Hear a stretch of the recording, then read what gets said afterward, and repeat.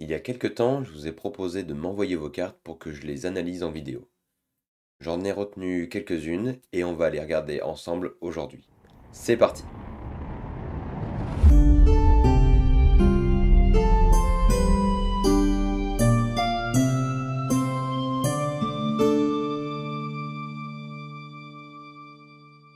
On commence tout de suite avec la première carte. Alors, donc, dans celle-ci, qu'est-ce qu'on peut dire de prime abord? Donc, la première chose sur laquelle j'aimerais revenir, c'est peut-être le tracé des contours de continents. Voilà, actuellement là c'est quelque chose de très lisse. Moi j'aurais plutôt tendance à vouloir rendre les rivages, les côtes un peu plus naturelles avec des traits moins linéaires. Ça c'est quelque chose qui pourrait rendre la carte un peu plus sympathique à regarder. Voilà. Ensuite, une autre chose qui me frappe un petit peu, c'est au niveau des cours d'eau. On a une source ou un lac dans le centre du continent, duquel partent plusieurs cours d'eau, eux-mêmes qui se divisent en différents points, et qui finissent par, qui se divisent, qui se retrouvent ici, pour arriver là, non, pas celui-là. Et ici, ça devient un lac qui vient lui-même d'une autre source, pour repartir comme ça. Alors, au niveau des cours d'eau, la plupart du temps, il y a une source principale. Une source principale, comme ici par exemple, de laquelle s'échappe un fleuve, une rivière, avec éventuellement des affluents qui viennent se greffer au cours d'eau principal. Eux-mêmes peuvent avoir d'autres affluents, bien sûr, jusqu'à arriver à une estuaire, à l'océan, à la mer. En général, un cours d'eau ne se divise pas, sauf explication magique, auquel cas ça peut s'entendre. De même, ici, on a un cours d'eau qui va de la mer à la mer, en passant, en longeant les montagnes. Ça, sauf explication magique, pour moi c'est quelque chose qu'il faut revoir. Donc soit le couper ici, et faire deux cours d'eau indépendants, soit supprimer une des deux entrées pour n'en former qu'une seule. Voilà. Ensuite, en dehors de ça, la carte est intéressante. Peut-être au niveau des textes, des noms de lieux, rester sur un alignement horizontal des mots, des termes. Ici, peut-être les mettre dans l'autre sens, les basculer, pour avoir quelque chose de plus lisible. Pareil ici, forêt d'Atman, peut-être le mettre horizontalement tout simplement. Il n'y a pas forcément besoin que ça suive l'alignement de la clairière. Voilà, ça c'est quelque chose qui peut être fait sur l'ensemble de la carte. Pour le titre, étant donné qu'il y a de l'espace, ne pas hésiter à le faire un peu plus gros. Essayez d'utiliser une police d'écriture un peu plus sympa, et de veiller à l'écrire bien dans le sens de la page pour avoir quelque chose de plus propre et de plus lisible.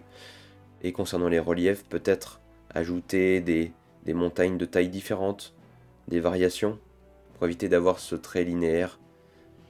Voilà, quelque chose, par exemple une courbure comme ça, c'est déjà un peu plus intéressant, un peu plus naturel. Voilà, faut pas hésiter à dévier un peu des grandes lignes en rajoutant des reliefs de part et d'autre de la chaîne de montagnes principale. Ici, attention au cours d'eau, hein, je le rappelle, un début et une fin, pas deux fins. Voilà. On passe à la carte suivante. Waouh! Là, c'est vraiment très intéressant. Avec une petite touche d'humour qui n'est pas pour me déplaire. Beaucoup de choses à dire, Carte très détaillée, avec de la couleur. Alors c'est dommage qu'ici on n'ait pas la couleur bleue du rivage, du reste du continent, histoire de garder une certaine homogénéité. J'aime beaucoup l'échelle, qui n'est pas une échelle de distance, mais une échelle de temps. Si je comprends bien en tout cas. Il y a un petit cheval qui est dessiné ici, qui veut sans doute dire que cette échelle-là correspond à une journée à cheval sur le continent. Je trouve ça plutôt malin, original, et voilà, c'est quelque chose qu'on voit pas souvent, donc c'est d'autant plus sympa d'avoir ça sur une carte. Sinon pour le reste, je n'ai pas grand chose à redire. Le fait qu'il n'y ait que les forêts en couleur, ça me choque pas spécialement. Les villes sont très bien dessinées, avec des styles propres à chaque endroit. J'aime beaucoup cette police, la baie des SM. J'aime beaucoup cette police là. C'est dommage qu'elle n'ait pas été répercutée sur le reste des noms de lieux.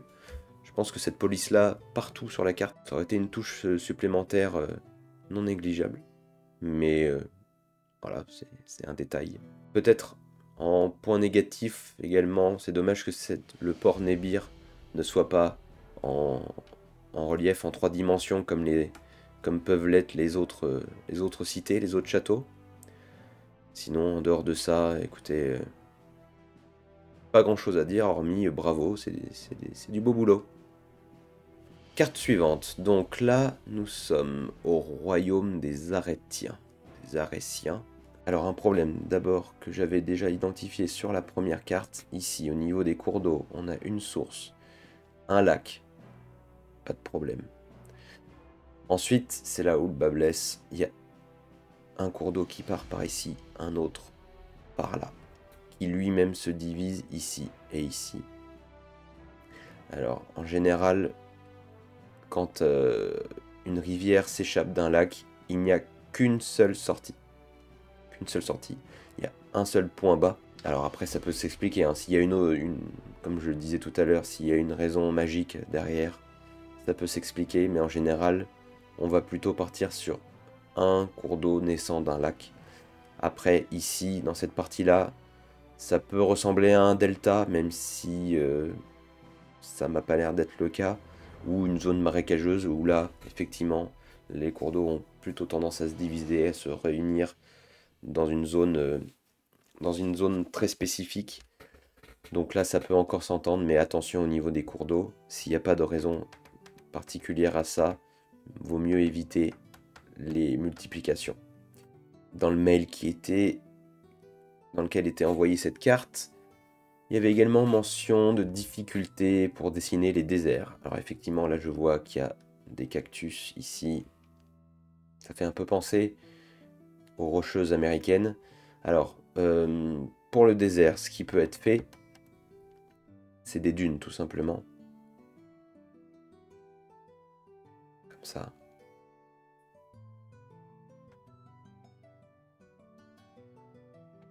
Il n'y a pas besoin forcément d'avoir quelque chose de très poussé, mais ça peut nous permettre d'identifier facilement les déserts en les différenciant des reliefs habituels comme les montagnes ou les collines. Après, pour les cactus, pour moi ils sont très bien. La seule petite chose peut-être, c'est une question d'échelle. J'aurais peut-être fait des cactus un peu moins volumineux et un peu plus discrets, tout simplement en partant sur des choses moins détaillées. Voilà, des simples traits sans forcément rentrer dans du détail trop important. Voilà. Alors, en dehors de ça, il n'y a rien qui me choque spécialement. Peut-être ajouter, de remplir un petit peu au niveau des océans, des mers. Ajouter un peu de vagues. Ça et là. Quelque chose comme ça. Au niveau de la végétation, là donc il y a des petits bosquets, des plus grosses forêts. Si ici il y a des arbres solitaires, il faut bien s'assurer de ce que ça représente. Si c'est pour montrer qu'il y a un petit peu d'arbres ça et là, c'est pas dérangeant. Si c'est pour montrer qu'il y a une forêt, ne pas hésiter à densifier ça également pour bien montrer l'importance des forêts. Carte suivante. Maintenant, donc la première chose que je vois déjà, c'est peut-être au niveau des cours d'eau. Les cours d'eau sont peut-être un peu trop rectilignes. Ne pas hésiter à voilà, varier les trajectoires, avoir quelque chose de plus naturel. On dit souvent que Dieu ne fait pas de ligne droite. C'est souvent le cas, donc c'est vrai que d'avoir... Ah, là aussi, les cours d'eau en général ne se divisent pas, donc là encore, attention à ça. C'est quelque chose que je retrouve assez souvent dans les cartes, donc c'est un point important. Ici pour ce cours d'eau là, peut-être... Alors là, la trajectoire me semble un petit peu étrange, dans le sens où le cours d'eau va comme ça, et repart comme ça. Je pense que c'est plus naturel que le cours d'eau parte soit comme ça, soit que cet affluent-là soit un peu plus haut et démarre un peu plus haut pour pouvoir rejoindre le cours du fleuve principal. Sinon, en dehors de ça, j'aime beaucoup les villes. La symbolique du panneau directionnel ici est assez sympa, assez original aussi. J'aime bien la rose des vents, la créature marine. En dehors de ça, c'est une carte très sympathique. Voilà, une autre carte. Donc cette fois, c'est en couleur. C'est sur du papier qui, on dirait, a été soit colorié, soit, je pense plutôt, imbibé de café et un petit peu brûlé au briquet. Je trouve ça plutôt original. C'est vrai qu'il n'y en a pas beaucoup qui se risquent au café pour leurs feuilles de dessin. Donc, petit aparté, si vous voulez dessiner une carte et donner un aspect vieilli avec du café que vous auriez imbibé sur la feuille, bien pensez à le faire avant d'ancrer votre carte pour éviter les bavures et les ratés au niveau du dessin. J'aime bien l'ajout des dragons.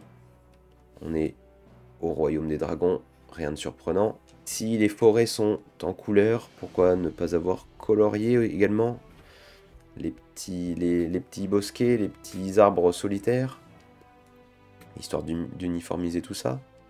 La rose des vents est sympa, j'aime bien. Faut faire attention aussi, ça, West en anglais. Alors ça passe tout à fait, mais c'est vrai que si vous avez un univers qui est dans la langue de Molière, mieux vaut privilégier les termes et les initiales dans cette même langue. Ensuite, les volcans, j'aime bien. J'aime beaucoup le rendu du nuage volcanique. Ça aurait peut-être été plus impactant si on avait eu les volcans au cœur des montagnes, pour lui donner un aspect un peu plus central. Après, il n'y a rien de très grave. Au niveau des cours d'eau, ne pas hésiter aussi à rajouter des petits affluents ici. Là, c'est très... Dans la réalité, il n'y a pas de cours d'eau comme ça qui n'a pas d'affluent, qui va d'un point A à un point B, sans affluent ou sans croisement. Donc voilà, ne pas hésiter à rajouter ça. Les affluents, ça donne un peu de vie à la carte et au fleuve en eux-mêmes. Ensuite, là, au niveau des textes, peut-être faire attention à l'emplacement. Ça a dû être écrit avant de colorier en bleu les rivages, donc ça a bien pensé à l'emplacement des textes. C'est quelque chose qu'on néglige souvent et qui, après coup, peut être un peu embêtant au niveau rendu final. On retourne dans le noir et blanc sur cette nouvelle carte. Alors, quelque chose à dire ici déjà. J'aime bien le style de carte, c'est-à-dire que ce n'est pas une carte de monde. On n'a pas la totalité du continent. On a une mer ici, semble-t-il une autre ici, une mer intérieure là. Et alors après, ce qui est un peu difficile sur cette carte à voir, c'est un problème de lisibilité. J'entends que ici il y a un fleuve avec des îles tout le long, qui rejoint la mer ici. Le problème étant que ici, par exemple, cette forêt n'est pas délimitée par... Il n'y a pas de côtes ici qui sont dessinées. On pourrait croire que c'est ça, la côte, sauf que, à en croire le reste de la carte, ça ressemble plus à une ligne de séparation entre les bas-fonds et les hauts-fonds de la mer. Ça se remarque également ici. On voit bien que c'est une ligne de démarcation de haut-fond, étant donné que là, il y a une rivière qui est clairement visible avec un pont, semble-t-il. Et donc là, la mer arrive, enfin l'eau arrive ici, mais on est dans les bas-fonds, donc basse profondeur, et ici, les grands fonds. Le problème étant que avec cette ligne très, très visible dans l'eau, on a du mal à distinguer la limite des côtes, qui est, semble-t-il, par ici, parce qu'il y a des forêts en dessous. Donc il faudrait bien penser à délimiter ça, ou alors, déjà, dans un premier temps, changer cette ligne de haut fond.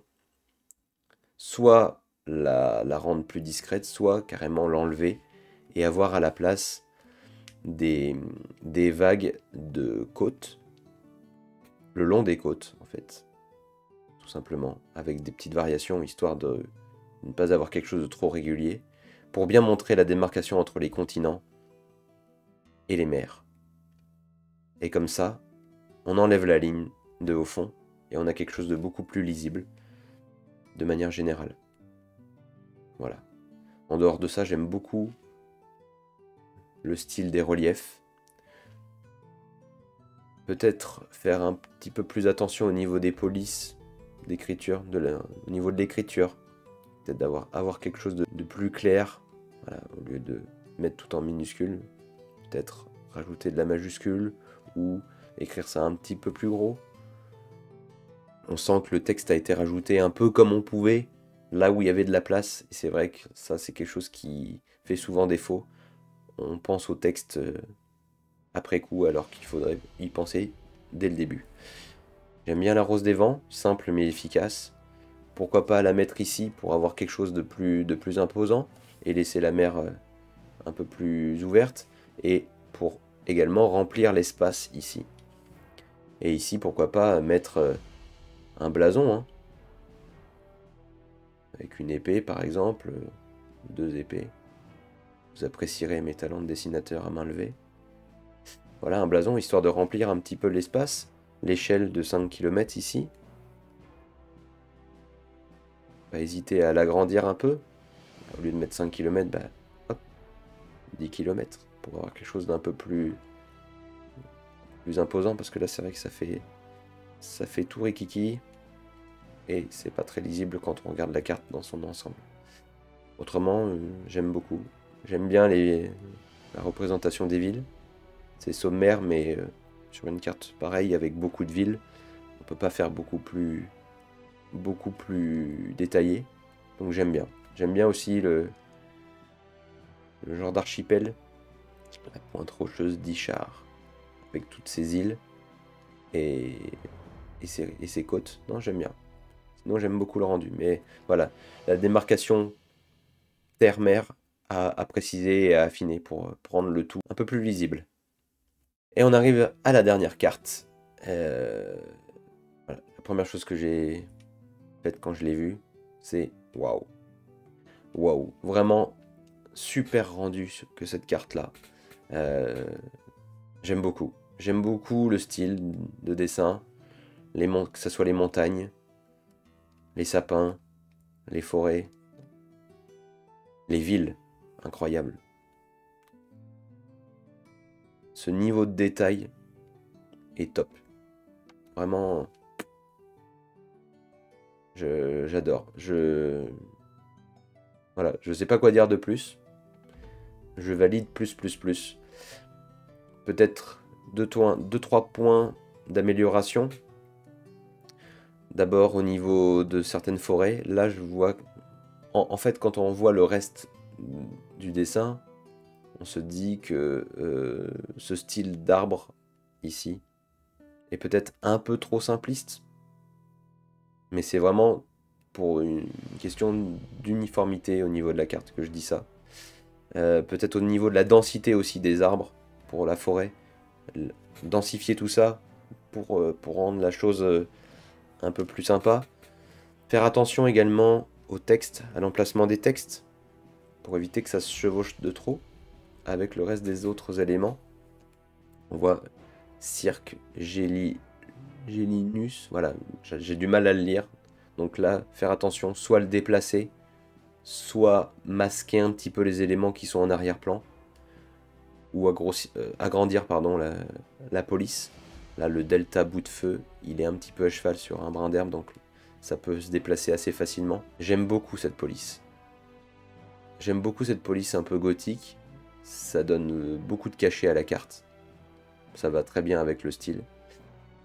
Par contre, c'est dommage que ça soit également utilisé sur les noms de royaumes. Je comprends que qu'on ait envie de mettre cette jolie police un peu partout. Le problème étant que sur la carte, avec tous les éléments qui sont visibles, elle est beaucoup moins lisible que sur un simple titre. Ici, le royaume d'Océanie. La première fois que j'ai regardé la carte, j'ai pas compris tout de suite que ces deux termes, ces deux mots-là allaient ensemble. Comme ils sont assez éloignés, faire attention à ça, peut-être les rapprocher un petit peu. Ou les mettre tout simplement un peu plus, ouais, les mettre plus près ou l'un en dessous de l'autre, même si je comprends que le royaume s'étend de là à là. Mais voilà, c'est peut-être un petit peu difficile à déchiffrer là-dessus. Pareil, tous les noms de royaumes, je pense qu'il faudrait mieux les mettre sur une police plus simple, plus claire, comme le reste des éléments en fait, tout simplement. Quitte à les mettre plus gros, hein, pour bien comprendre qu'on parle de la région entière et pas d'un lieu en particulier. J'aime bien aussi le fait que, on va dézoomer un petit peu, j'aime bien aussi que la faille à mana soit en rouge d'une couleur spécifique, alors que le reste est en noir et blanc, hormis peut-être les ombrages qui sont un petit peu bruns. Mais le fait qu'elle soit d'une police différente rend cet endroit particulier. Il doit y avoir quelque chose de particulier qui se passe dans cette faille. Donc, en plus d'avoir un rôle central sur la carte, elle est une couleur différente. Donc, ça donne envie de s'y intéresser. Donc, je valide. J'aime beaucoup cette carte, en tout cas. J'aime beaucoup le contour du continent, ses variations, les vagues, le style des îles, avec cette perspective qui est top. Bon, on voit que l'écriture, le texte a été fait par ordinateur après coup, mais il n'y a pas de problème, hein. Ça se fond parfaitement dans le style. Voilà, rien à redire là-dessus. En tout cas, super boulot. Voilà, cette vidéo est terminée. Merci à toutes celles et à tous ceux qui m'ont envoyé leurs cartes pour que je l'analyse en vidéo, même si elles n'apparaissent pas forcément toutes dans celle-ci. Je tiens donc à vous remercier et à vous féliciter pour le travail que vous avez fait, que vous soyez débutant ou non. J'encourage vraiment tout le monde à pouvoir dessiner des cartes. Donc, encore bravo à tous. J'espère que cette vidéo vous a plu. N'hésitez pas à la liker, à la partager, à la commenter en me donnant votre avis, en partageant votre retour là-dessus. Et si ça plaît vraiment, s'il y a de très bons retours, peut-être que ce concept aura un épisode 2, qui sait. Donc je vous remercie tous, je vous souhaite une bonne fin de journée et à bientôt sur Cartogriffe. Salut!